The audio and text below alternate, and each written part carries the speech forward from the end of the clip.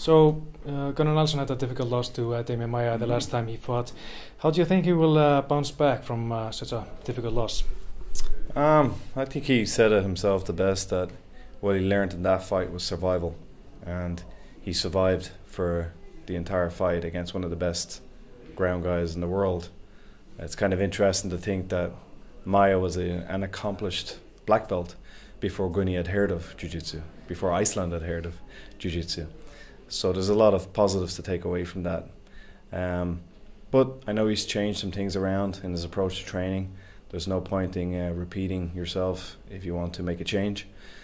And we just finished a sparring session there, and sometimes it's almost like the curse of the technician that you can become too efficient in training and not get pushed.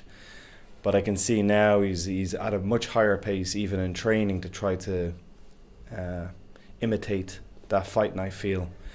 And the fight is 3-5 minutes. We did 6-5 minutes there, a very high pace. So he's brought his fitness to a new level. So did it come as a surprise to you how one-sided that fight was? Well, like I said, with Maia, if he's able to get you in a certain position, it's next to impossible to get out of that position. He is so skilled in those areas. So just couldn't get our own positions going. Yeah, so I don't know if I used the language to say that I was surprised by one way or the other. The fight went the way it did, and we have to take from that what we can. There's no point in ignoring it.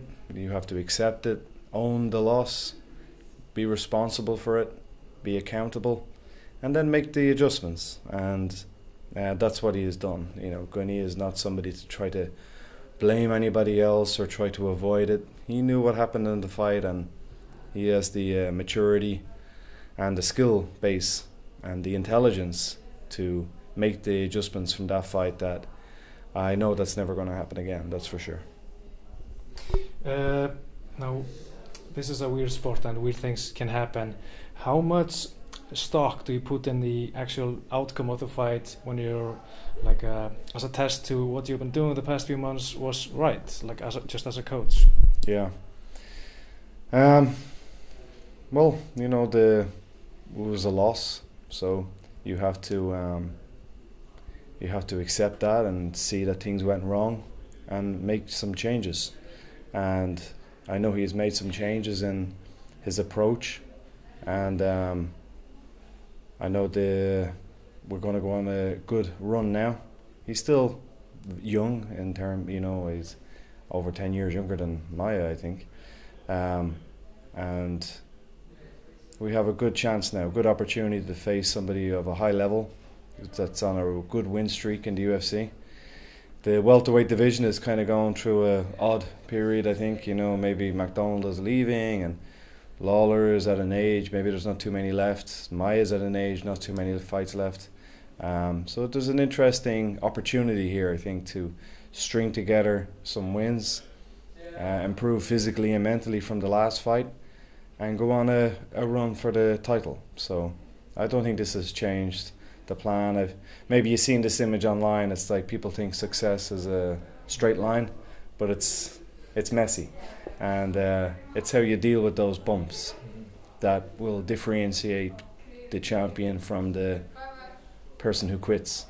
And you know, both Gunny and Conor have had a loss recently, but it's what they do with that loss. Do they hide from it or not want to improve? And I know that that's not how Gunny approaches it, so I'm expecting, like I said, it was a blip, but now we go back up. Now, as a coach, you've been in the biggest stage in the UFC with Conor, and also you coach a lot of amateur fighters and go to their fights, and you are in their corner. Is it difficult for you as a coach to adjust to the different level for you as a coach, or is it just all the same, just two guys fighting in a cage and you're just trying to help them? Yeah, you know, that's it. I enjoy MMA. I enjoy female MMA. I enjoy amateur MMA.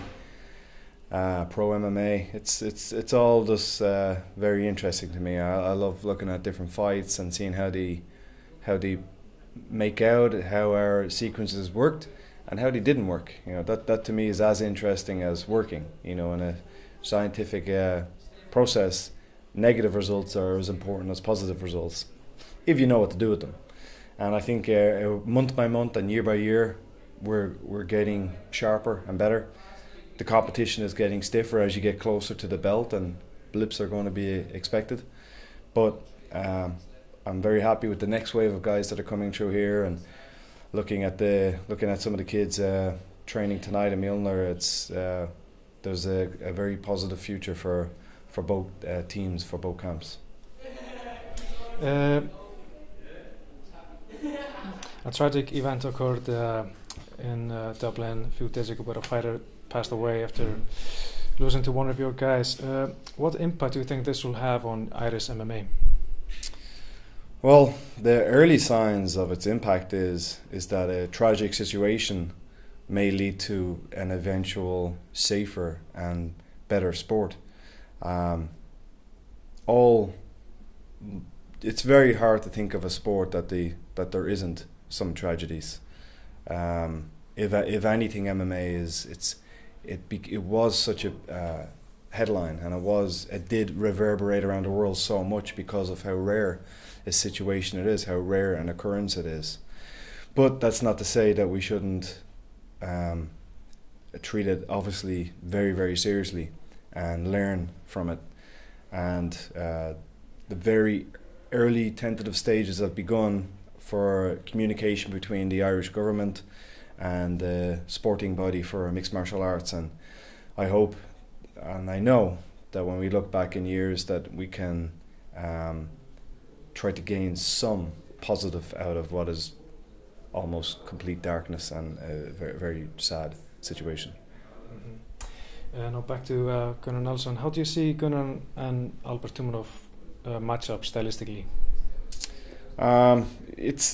It looks to be a classic striker versus grappler, but in all of Tumenov's fights, he's pretty much the ones I've seen anyway. He's only fought guys who stood with him. He didn't really fight a grappler yet, so we don't know yet too much. Maybe I'm sure he's got good grappling as well. I think he's got sambo background. Most of the guys from that kind of part of the world have like judo or sambo background, so I've no doubt he's a very strong grappler too. He's young. It's still quite new to him, this level, and this is another step up in level for him too.